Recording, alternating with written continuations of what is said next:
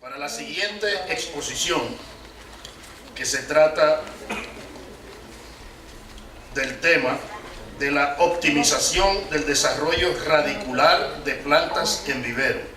Todavía vamos por las raíces, don Rafael, pero vamos para allá.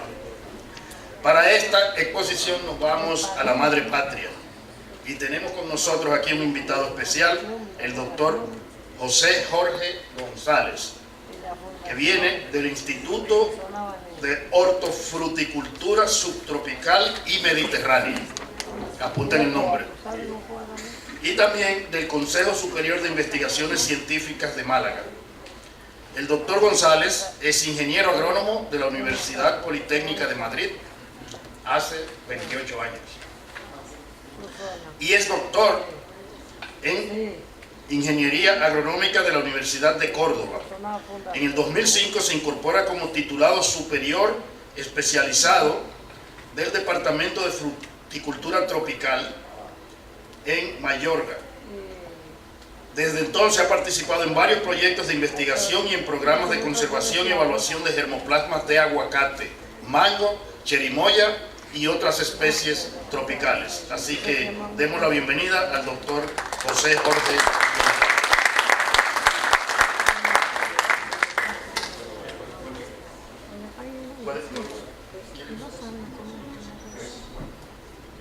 Hola, ¿qué tal? Buenos días, es un placer estar aquí con ustedes compartiendo esta fiesta del mango. Quisiera ante todo agradecer a la gente del clúster del mango dominicano la oportunidad que me han dado, me han ofrecido de estar aquí. Tanto a Gisela, a Cándida, a Rafael, gracias por sus atenciones, por todas sus gestiones, por estar encima de todo. Un auténtico placer, de verdad. Espero aprender mucho de lo que hacen aquí. En España no tenemos del mango nada parecido y estoy seguro que me llevaré muchas ideas para compartir con mis colegas y con la gente que trabaja en el sector del mango. Estoy escuchando las discusiones que tienen en el clúster de viveristas y, bueno, me quedo sorprendido de lo bien organizado que están. O sea, quiero decir, no tenemos ningún clúster de nada en los subtropicales. Somos muy pequeños, es verdad, para dar algunas cifras, pero bueno, el hecho de que ya estén compartiendo un foro como este y se discutan los problemas, se pongan encima de la mesa, eso ya es tener mucho avanzado. Hay sitios y zonas donde la gente no se habla, donde no hay foros donde se pueda discutir, donde se puedan poner en contacto gente tan diversa del sector. De verdad, bajo mi punto de vista, yo les doy enhorabuena por estar así organizado, que haya un clúster del mango, otro del aguacate. Bueno, de verdad, espectacular, viniendo de donde vengo, donde es muy difícil organizar el sector, muy difícil. Y creo que aquí están todos los actores que tienen que estar para avanzar juntos y poder organizar una jornada como esta, donde se debatan temas técnicos, normativos, organizativos, y todos puedan participar y dar su opinión. Creo de verdad que tiene mucho avanzado. Bueno, yo, como el clúster ha hecho un esfuerzo en traerme de tan lejos, primero quería presentar un poquito el sitio en el que yo trabajo, para que ustedes me puedan ubicar. No estoy en el sector privado, yo trabajo en el sector público, soy funcionario público. Yo trabajo en un centro de investigación que pertenece al principal organismo de investigación público en España y el segundo en Europa, que es el CSIC, Consejo Superior de Investigaciones Científicas. El CSIC es un megaorganismo con más de 120 instituciones, institutos y centros de investigación por toda España, dedicada a muchas partes del conocimiento, y uno de ellos es precisamente el de las ciencias agrarias, que es donde se encuadra mi institución. Hay 23 como la mía en España. La mayor está precisamente en circuito ese rojo que ven ahí, en el sur de España, en la provincia de Málaga, en la única zona prácticamente de Europa continental que tiene una producción significativa de frutales subtropicales. La mayor se encuentra además en el mismo corazón de la zona productora, más o menos unos 100 kilómetros de franja costera entre Rincón de la Victoria, que está cerquita de Málaga capital, y Motril, en la provincia de Granada. Ahí estaría La Mayora. Y se puede producir allí fruta subtropical porque tenemos un microclima que lo genera, por una parte, estar en el nivel del mar, pero también porque tenemos una serie de cadenas montañosas que van paralelas a la línea de costa, que alcanzan altitudes de hasta 2000 metros. Por tanto, tenemos nieve muchas veces, tenemos nieve y tenemos el mar prácticamente al lado, y eso nos protege de los vientos tanto cálidos como fríos que nos vienen del interior de la península. De tal forma que tenemos inviernos prácticamente libres de heladas y tenemos veranos que, aun siendo cálidos, son moderados si lo comparamos con el resto de la zona sur de España. Esto es como ha ido cambiando la fisonomía del paisaje con la introducción de los cultivos subtropicales y cómo estamos dejando atrás cultivos tradicionales que eran de secano, como es el olivo, la vid y el almendro, y se van sustituyendo por cultivos con unas altas exigencias en agua, como son los cultivos subtropicales. Bueno, La Mayora también está cerquita del mar, tiene unas 50 hectáreas, unas 20 y tantas hectáreas de frutales.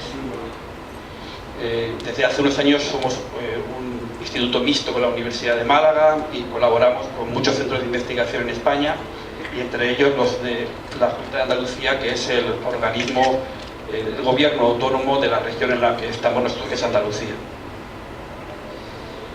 Bueno, trabajamos en varias especies. Fundamentalmente los proyectos de investigación nuestros están dirigidos hacia aguacate, mango y chirimoyo. Prácticamente todo el dinero que dedicamos a la investigación proviene de fondos públicos, bien sean andaluces, españoles, europeos, y provienen de convocatorias competitivas, donde tenemos que competir con muchos grupos de investigación de toda España. Bueno, ¿cuáles son las 4 líneas de investigación más importantes del grupo? Por una parte, la biología reproductiva, tan compleja en el caso del aguacate, en el caso del mango. Ahí estamos estudiando aspectos como el funcionamiento de la flor, la influencia de los factores ambientales y de la planta sobre el cuajado de estas especies, sobre la importancia de la polinización cruzada o la autopolinización, sobre quiénes son los polinizadores que tenemos allí naturales que nos ayudan a tener un buen cuajado, el manejo de material vegetal con colecciones de germoplasma, tanto de aguacate, mango y chirimoyo, que son referentes en Europa, y donde hacemos evaluación, caracterización molecular y también evaluación agronómica de diferentes cultivares y portainjertos. Esos cruzamientos en distintas variedades para obtener una progenie en la que esperamos obtener algo interesante. Control biológico de plagas. Apostamos plenamente por el control biológico de plagas y enfermedades en un entorno normativo como es el de la Unión Europea, tremendamente restrictivo en el uso de productos químicos, y donde, en fin, la mayor parte del público y del consumidor lo que quiere es precisamente productos limpios. Y luego unas líneas un poco más de investigación muy dura, como es esta de la transformación genética para la identificación de genes que son interesantes desde el punto de vista agronómico y que luego podemos utilizar con marcadores moleculares para diferenciar plantas que los llevan o que no los llevan, y la multiplicación in vitro de una serie de árboles sobresalientes de los que luego hablaré un poco más tarde. Hay una línea además un poco más de aplicación directa al productor, que es transversal y que trata de aprovechar los conocimientos de toda esa información que se genera en los trabajos de investigación para desarrollar técnicas de cultivo, para optimizar técnicas de cultivo de las que se pueda aprovechar el productor. Una breve semblanza de cómo está el aguacate y el mango en España.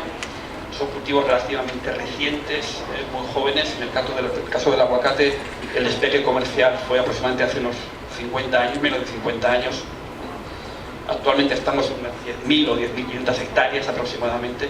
Las estadísticas oficiales a veces van más lento de lo que suele ir el sector. Hay un predominio del más del 80% de la variedad Hass, una variedad que se ha impuesto prácticamente a nivel mundial. En el mercado internacional prácticamente no se ve más que Hass. Y nos quedan algunas de piel verde, fundamentalmente porque tienen un papel de polinizante. Hay por tanto un predominio de material de raza mexicana, guatemalteca o híbrido entre las dos. La problemática básica, que es muy común al aguacate en muchos países, pues va por una parte en baja producción. En España la media está, me parece que en 5 toneladas por hectárea aproximadamente. Una alternancia productiva muy marcada en el caso de más, a medio y largo plazo seguramente de disponibilidad de agua de buena calidad. Enfermedades del suelo, comentaba antes Ángel, la fitóftora. En nuestro caso además tenemos otro patógeno de suelo que hasta ahora es específico de España, que es la Roselinea necatris, pero que ya está apareciendo en otros países, atacando también al aguacate. Y luego la dependencia de una sola variedad. Y bueno, pues para el sector no es un problema, pero para nosotros, que estamos un poco al margen, nos parece que sí es un problema el tener, no solo en España, sino en la mayor parte de países productores, que estemos hablando de una sola variedad. Y bueno, creo que es un caso único en la fruticultura mundial, posiblemente. Un poco los precios al productor. El aguacate ahora mismo es un cultivo de moda en muchísimos sitios. No sé si moriremos de éxito de tanto que se le está pagando al productor y tanto que están ganando los almacenistas. Pero en fin, los precios, aquí se ve un poco la curva y bueno, esta curva sigue creciendo. Este año se ha pagado por encima de 3 euros el kilo al productor, lo cual es un precio inesperado hace unos años, ¿no? La demanda está creciendo muchísimo, no hay suficiente oferta para satisfacerla y además las expectativas es que siga creciendo esa demanda de aguacate.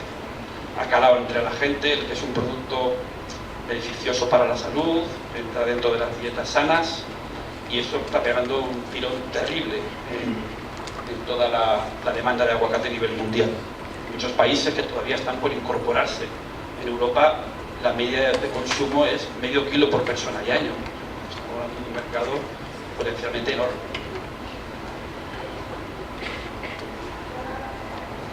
Bueno, esto de la dependencia de una única variedad lo estamos intentando solventar con la prueba de nuevos mutantes tipo Hass, nuevas variedades tipo Hass, que proceden de distintos sitios, mutaciones espontáneas o programas de mejora, con otras opciones como los aguacates cóctel. Esto también ha pegado un tironcillo en los últimos años y hay incluso productores que lo han vendido a unos precios, en fin, que marean.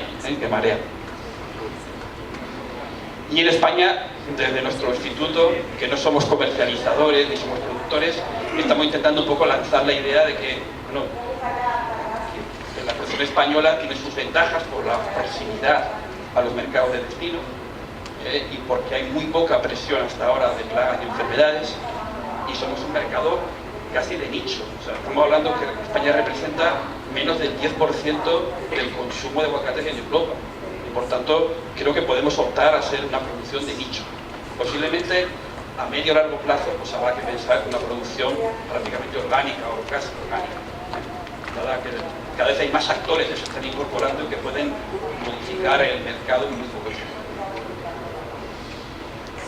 De hecho, España pues, puede producir aguacate todo el año y nuestro mensaje muchas veces es vamos a un poco a diversificar, no dependamos de una variedad que en un momento determinado puede venir cualquier problema ambiental y se lleve por delante la producción. Bueno, como bien decía antes Ángel, en cuanto a portainjertos, empezamos lógicamente con semilla. Cuando empezó el boom del aguacate en España, prácticamente nadie sabía lo que ponía en la semilla. Yo hay productores a los que le pregunto cuál es tu portainjerto y no saben cuál es su portainjerto. Eso refleja hasta qué punto en fin, ha cambiado esto afortunadamente a mejor. Hoy en día hay una dominancia clarísima de clonales, como decía Ángel, que también tiene. Yo después haré una pregunta sobre los clonales, pero en fin, la tendencia ahora mismo es hacia clonales. Luque 7, Dusa, Torocaño, en fin, hay varios. Como ya ha entrado en eso Ángel, casi no voy a decir cuáles son las ventajas, los inconvenientes, etc. En cuanto al mango, es más tardío. El despegue se produjo en España en los años 80, con mucha influencia de Canarias y de gente como Víctor, que le quiero mandar un saludo por haber sugerido que yo viniese en su lugar este año, lo cual es una responsabilidad enorme, viendo la calidad que tiene Víctor. Hay unas 5.000 hectáreas aproximadamente de mango en España. Predominio, como en el caso anterior, de una variedad, es Austin, más del 80%, con un poquito de Key y algo remanente de Tony Atkin que se va reinsertando con el paso del tiempo. Y se usan patrones poliembriónicos fundamentalmente de Canarias, los gomeras de Canarias. Hay algo también para suelos, sobre todo con más caliza y con salinidad, del patrón 13-1, del israelí. Incluso hay materiales de México, de la República Dominicana, pero hay algunos de los viveros más importantes de nuestra zona. Como ven, el precio, a diferencia del aguacate que había subido, se está manteniendo en los últimos años. Ya no estamos consiguiendo un despegue de precios como ocurría en el caso del aguacate, y eso que creo que Brasil últimamente está mandando menos fruta o no manda fruta en la época en la que coincide con la producción española. Y sí es verdad que se ha labrado una buena imagen en el mercado europeo, ¿no es cierto? Quizá porque tenemos todas esas ventajas de proximidad que hemos dicho, de cercanía. Una cosa muy importante en nuestra producción, un par de cosas nada más. Primero, la alta inducción floral que tenemos en otras condiciones. Tenemos un largo invierno y eso hace que las plantas florezcan estupendamente. Incluso, como Víctor habrá contado otras veces, que podamos eliminar a veces la flor y sale una segunda flor más tardía en un periodo donde hay mejores temperaturas para el cuaje, y que los árboles tienen un crecimiento limitado, casi como un bonsái grande, y por tanto se puede hacer muchas de las prácticas desde el suelo o con una pequeña escalera, tanto en la poda como en la recolección. Incluso los tratamientos son muy fáciles cuando hay que hacer tratamientos. Bueno, esto es un poco una característica de Austin, de una ficha varietal que hicimos en La Mayor hace algunos años. ¿Por qué Austin se ha impuesto como una variedad, la variedad más importante de España, siendo una variedad de una calidad media y variedades infinitamente mejores? Bueno, pues una variedad que contenta a todo el mundo, como pasa con Hass. Contenta al productor, es una variedad rústica, una variedad relativamente productiva, menos alternante que otras, que tolera bastante bien las enfermedades que tenemos,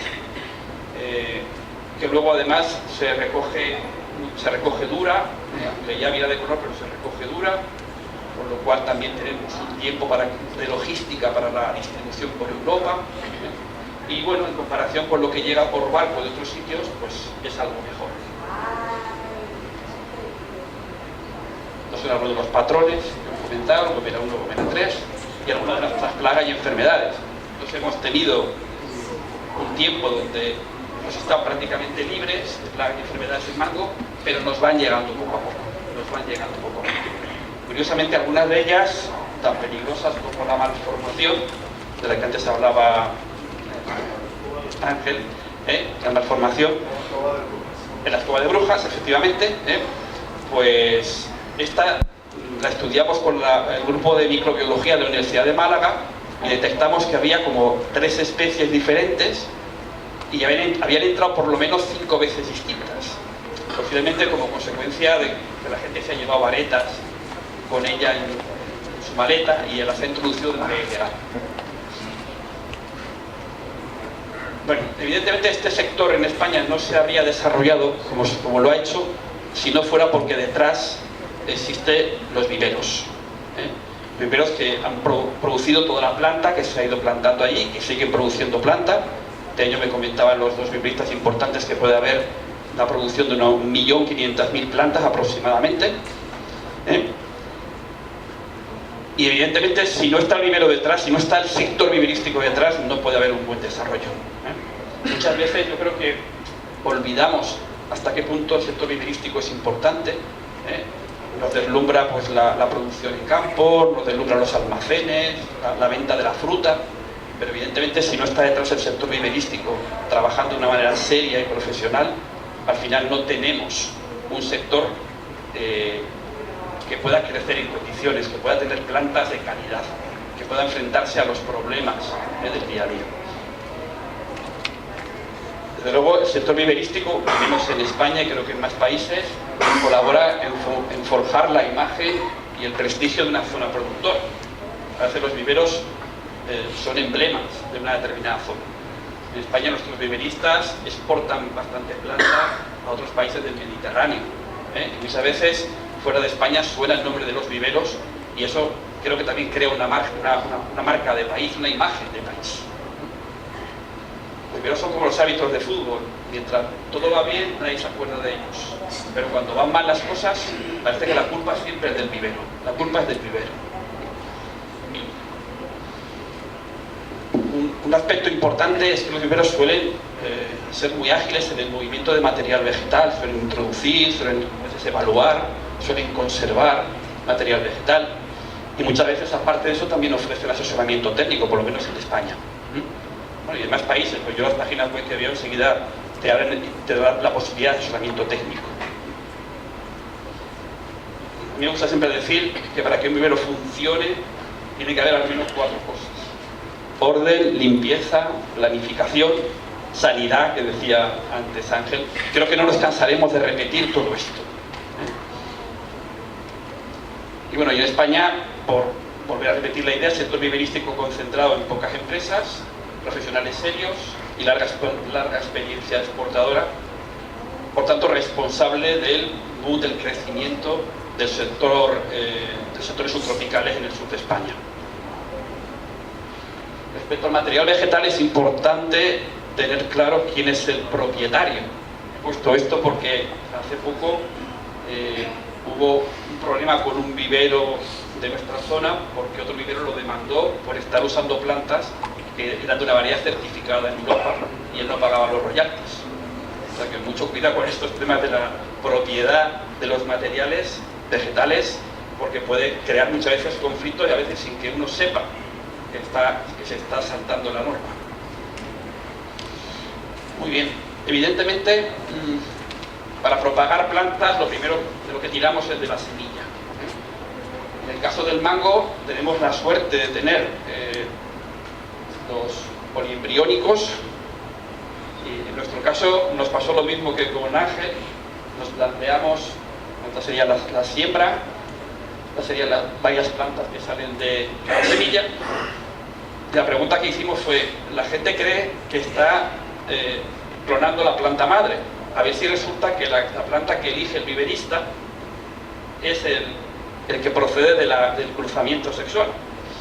Bueno, en nuestro caso, a diferencia de vosotros, lo que encontramos es que en nuestras variedades casi el 100% de lo que elegía el viverista era planta nucelar, o sea, era planta que mantenía las características genéticas de la planta madre.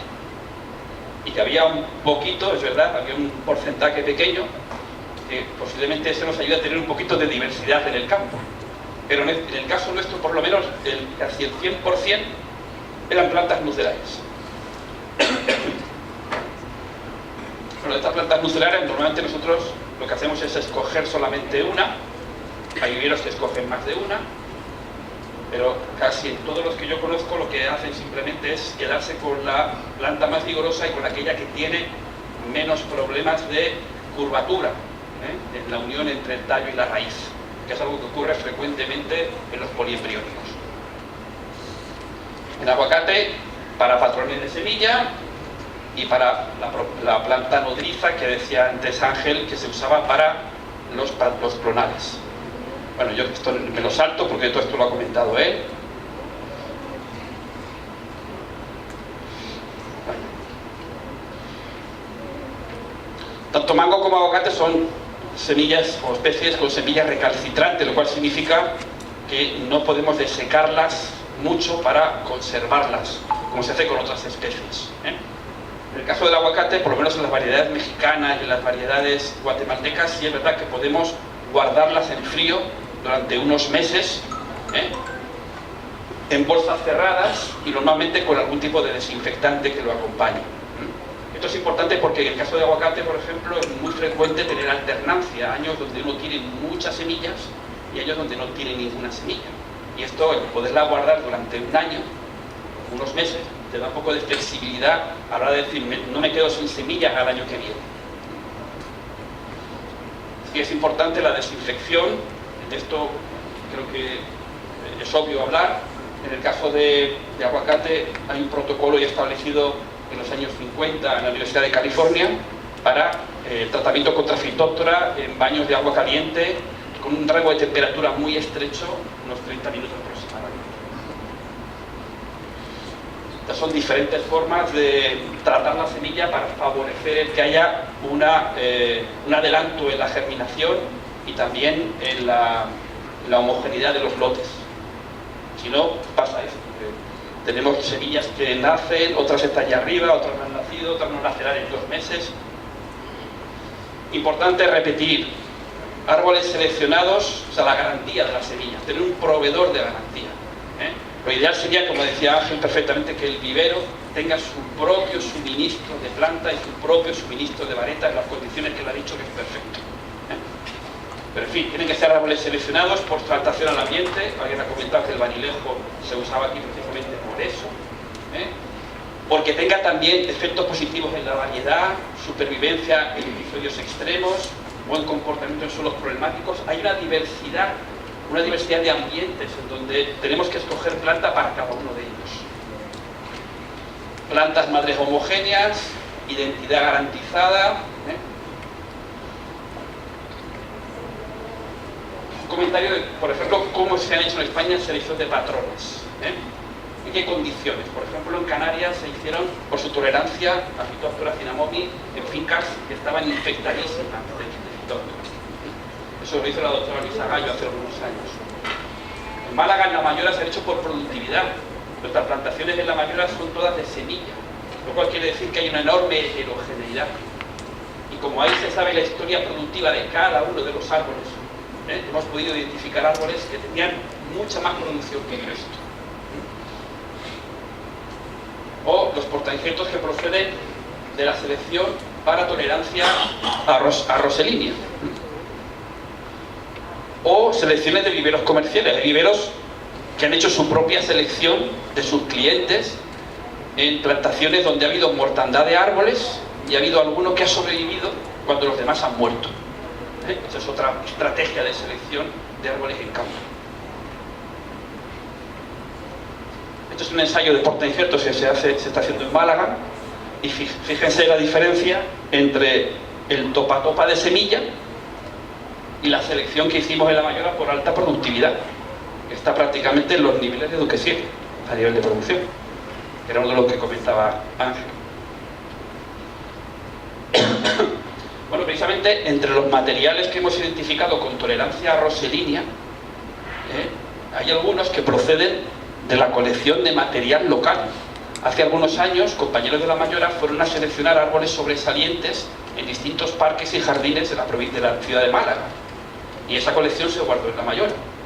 Cuando empezó el problema de Roselinea en los aguacates, una de las fuentes de diversidad en la que se buscó tolerancia fue precisamente los árboles locales.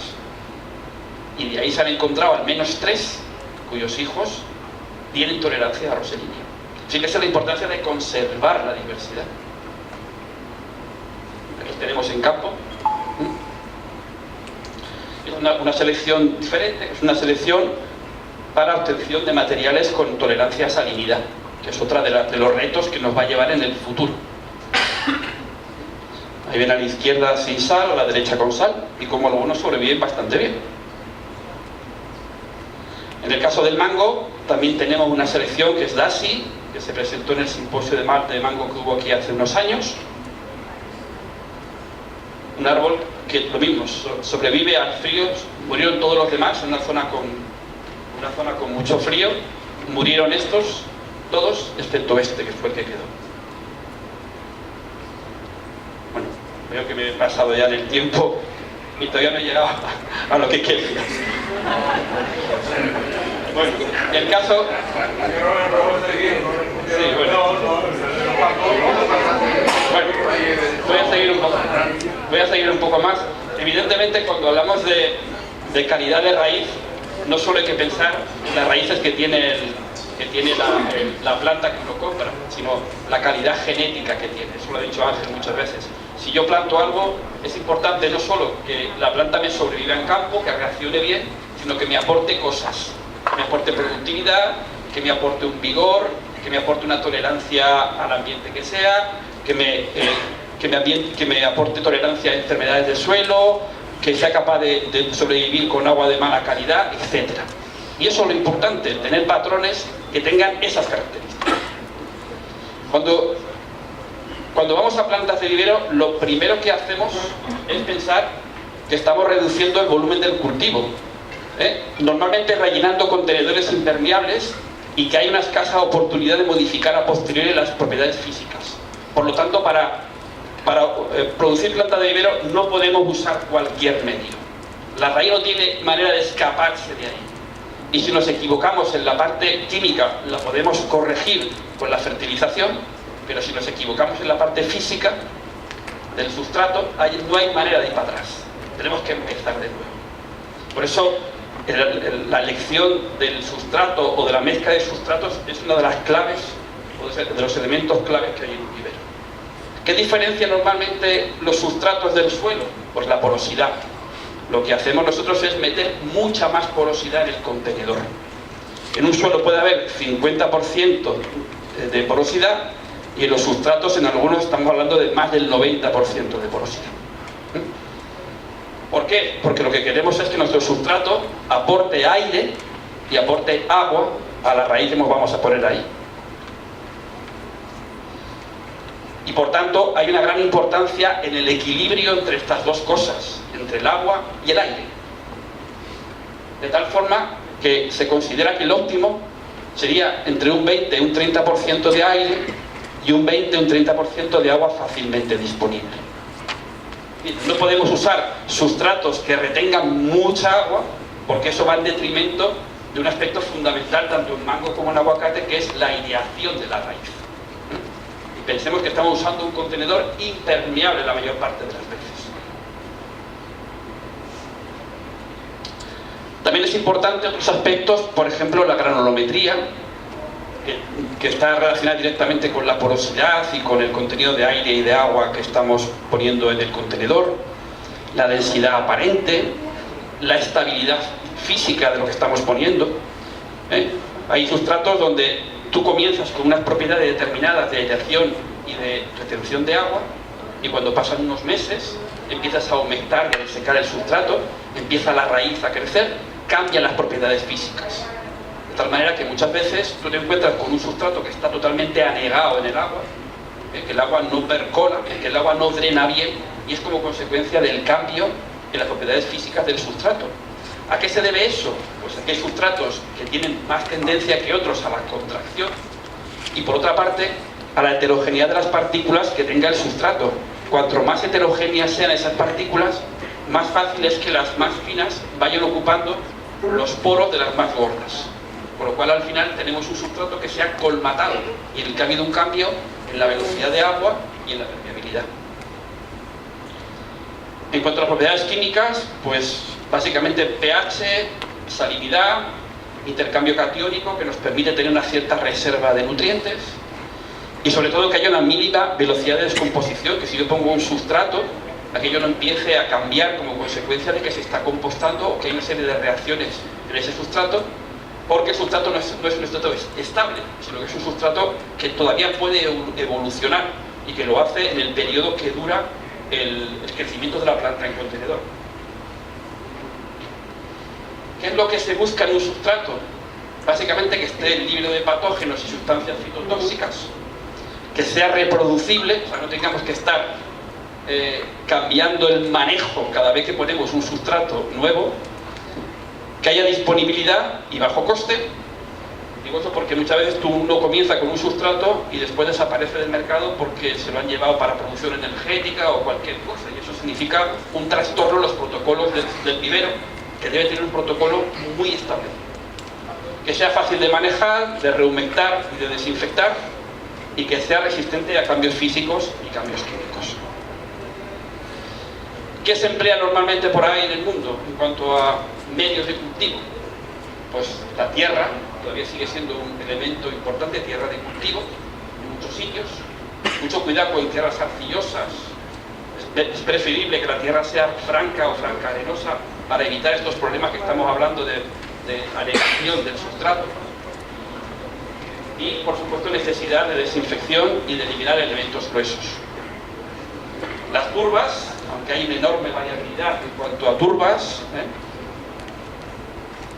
la fibra de coco, que se ha impuesto muchísimo en los últimos años, la fibra es un sustrato muy poroso, un sustrato con un buen estímulo de enraizamiento, pero que puede tener algún problema de salinidad. No tiene sustancias fitotóxicas, pero sí hemos encontrado problemas de salinidad en algunas partidas. Y luego, además, en función de la granulometría, podemos encontrarnos con fibras de coco con comportamientos muy diferentes, muy diversos. La desinfección de los sustratos se puede hacer químicamente. Creo que cada vez hay más y más países que van optando por medios físicos. En España, por el calor que tenemos en verano, podemos usar perfectamente la solarización, que es simplemente con un plástico transparente, mojando bien la tierra que tenemos debajo o el sustrato que tenemos debajo, y con espesores no más allá de 25 centímetros.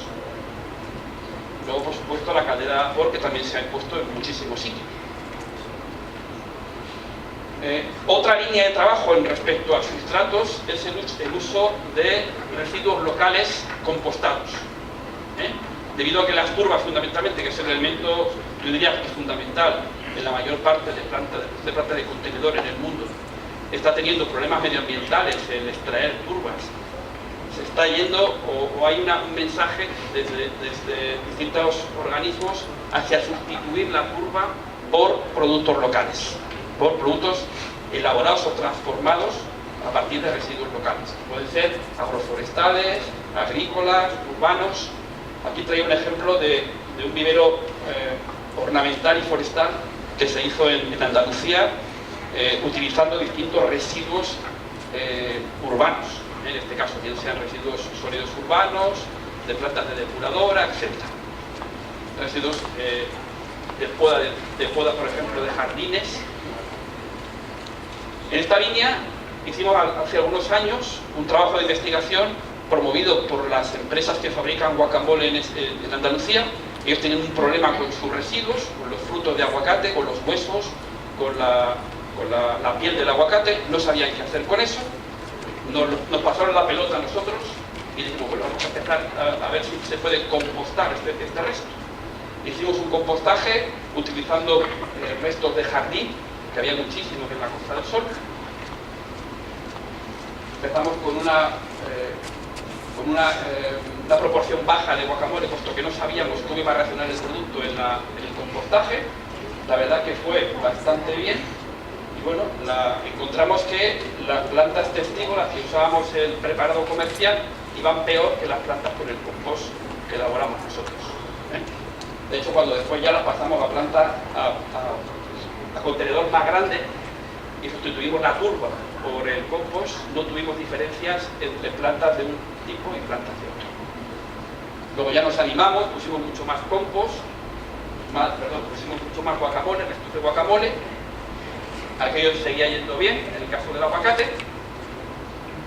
Pensamos que podía ser por una diferencia en la fertilización, pusimos plantas testigos fertilizadas y sin fertilizar, y no había diferencia entre ellas, y sí la había a favor del compost. Con lo cual, bueno, le decíamos a los bibliotecarios, aquello es material interesantísimo. Problema, dijimos, bueno, como ahora lo que más hay es mango, vamos a ver si podemos aprovecharlo también en el mango. Y bueno, la foto no se ve muy bien, pero aquí lo que se ve es que a medida que aumentamos la presencia del compost que hicimos nosotros de guacamole, las plantas de mango van peor. Con lo cual, no todos los sustratos valen para todos los cultivos. En este caso, el guacamole sabíamos que llevaba bastantes polifenoles, pensábamos que se habían descompuesto en el proceso de compostaje, vimos que sí lo suficiente para el aguacate, pero no para. De todas formas, esto, los viveros nos dicen que es difícil utilizarlo, que ellos quieren cosas mucho más homogéneas, simples de cosas homogéneas, pero sí lo que se ha provocado es que haya mucho más compostaje de residuos locales en la zona. De hecho, ellos ya incorporan los restos de guacamole, de mucha fruta que se trae de fuera, y hay ahora mismo bastantes plantas de compostaje que están elaborando productos muy elaborados a base de restos locales, con lo cual, bueno, funciona la economía circular, de que los residuos nuestros, lo que generamos nosotros, los transformamos y los aprovechamos. Y de hecho hay plantaciones de aguacate, muchas de ellas que se están abasteciendo de este tipo de compostaje.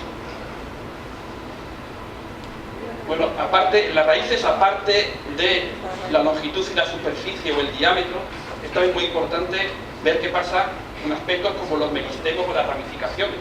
Este es un trabajo que hicieron en una universidad española, donde ellos analizaban las imágenes de raíz escaneadas por un programa que se llama el WinRAR. Este WinRAR lo que hacía era, lo que hacía era establecer correlaciones entre crecimiento de plantas en distintos compos con distintos aspectos de la raíz. Y bueno, aquí se ve, por ejemplo, que la ramificación, que es muy importante en el aguacate, aumenta cuando, por ejemplo, disminuye la densidad aparente del medio y disminuye la contracción del medio.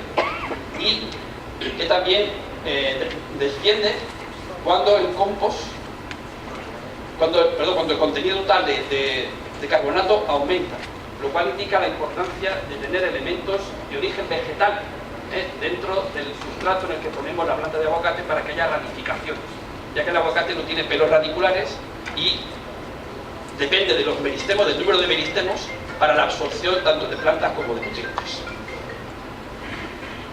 Al final, ¿qué es lo que ocurre? Que es difícil encontrar un solo sustrato que tenga condiciones ideales y lo que hacemos es elaborar mezclas. Elaboramos mezclas, bien sea a nivel industrial, como hacemos con estos cilindros, o bien sea a nivel casero, utilizando herramientas como una hormigonera. La importancia, por ejemplo, en la parte clonal del sustrato es vital. Fíjese la diferencia, por ejemplo, en este sistema que utilizan en Sudáfrica, donde el medio que ellos emplean para enraizar mejor es la fibra de coco, en lugar de una mezcla habitual entre perlita y turba.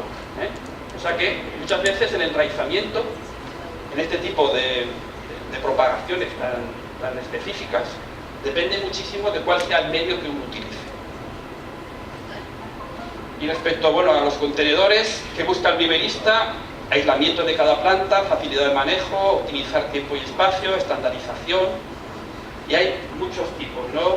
De un solo uso, desechable, de muchos tamaños, formas, colores, tipos de base, tipo de paredes. En España simplemente, ya termino con esto, hemos ido primero del vivero que se hacía debajo de los árboles al vivero ya como edificio, vamos a decir así. Y en segundo lugar hemos pasado del uso de este tipo de bolsas, que veo que se emplean todavía en muchos países, bolsas abiertas por los dos lados, a los contenedores de este tipo. ¿Qué es lo que han aportado este tipo de contenedores, aparte de que sean reutilizables, por ejemplo? Pues una cosa que han aportado es el hecho de que puedan llevar este tipo de raíles para el crecimiento de la raíz, que hace que la raíz no se esterilice. De tal manera que aquí tiene un crecimiento longitudinal y abajo tienen una zona abierta para que se realice una poda aérea de raíces. Este es un tipo de contenedor transparente que se usa en algunos viveros, que tiene dos aplicaciones. Uno, ver cómo va evolucionando el sistema radicular, y otro, enseñarle a los clientes para decirles, fíjate qué material tan bueno estoy haciendo.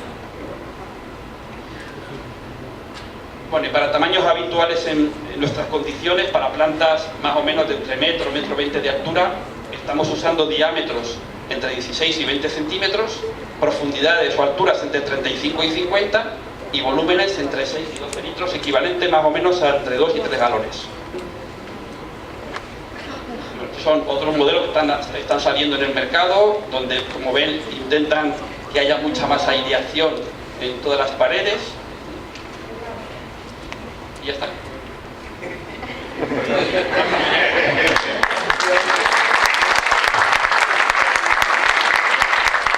Muy bien, doctor González. Gracias. Que hay una empresa productora de plantas de Málaga que está importando semilla de aguacate criollo, nativo, desde República Dominicana, y de ser cierto, cuáles son las propiedades que han encontrado que superan a los patrones que usan ellos. Venga aquí. De aguacate me ha dicho, ¿verdad? Sí. Bueno, primero pedir disculpas por la extensión de la charla. Y en segundo lugar, bueno, hasta donde yo sé, la empresa que hace eso utiliza esas semillas como semilla nodriza para los clonales.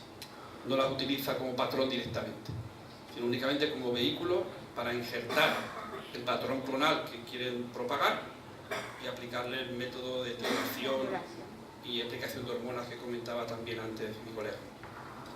O sea, no se usa el patrón como tal, sino solamente es un medio, será una semilla seguramente grande, de una variedad, eso es, una semilla grande y redonda, eso es. Ellos lo utilizan como semilla nodriza y posiblemente en alguna de las fotos que he puesto es posible que estuviera ella. Ellos hacen en bolsas pequeñas que están dobladas por la mitad y que luego las extienden cuando pasan por la etiolación que comentaba antes Ángel.